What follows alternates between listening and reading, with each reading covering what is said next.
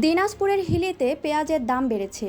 সরবরাহ কম থাকায় বাজারে মশলা পণ্যটির দাম ঊর্ধ্বমুখী হয়েছে বলে মনে করছেন ব্যবসায়ীরা।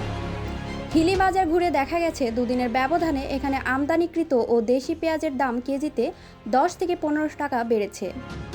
দুদিন আগেও এ বাজারে প্রতি কেজি দেশি পেঁয়াজের দাম ছিল 100 টাকা।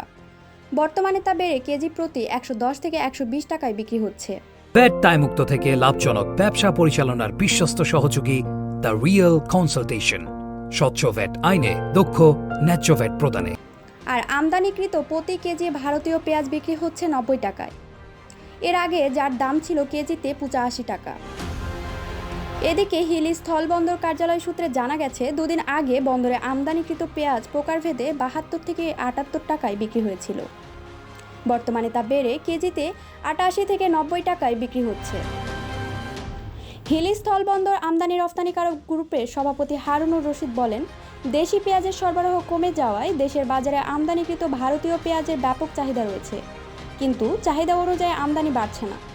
তাই দেশের বাজারে ঊর্ধ্বমুখী হয়েছে পেঁয়াজের দাম। তিনি আরও বলেন, আমদানিকৃত পেঁয়াজের ক্ষেত্রে ভারতের নির্ধারিত 40% শুল্ক পরিশোধ, পরিবহন খরচ ও বাংলাদেশে পেঁয়াজ আমদানি শুল্ক সহ সব মিলিয়ে বন্দরে এসে পৌঁছানো পর্যন্ত দাম পড়ছে 80 থেকে 85 টাকা। এর সঙ্গে সামঞ্জস্য রেখেই ব্যবসায়ীদের বেশি দামে পেঁয়াজ বিক্রি করতে হচ্ছে। হিলি স্থলবন্দরের জনসংযোগ কর্মকর্তা সোহরাব হোসেন বলেন, বর্তমানে হিলি স্থলবন্দর দিয়ে 10 থেকে 12 ট্রাক পেঁয়াজ আমদানি হচ্ছে। আর এটি যেহেতু কাঁচা পণ্য, তাই কাস্টমসের সব প্রক্রিয়া শেষে দ্রুত যেন আমদানিকারকরা বন্দর থেকে খালাস করে নিতে পারেন, এজন্য বন্দর কর্তৃপক্ষ সব ধরনের ব্যবস্থা গ্রহণ করে রেখেছে।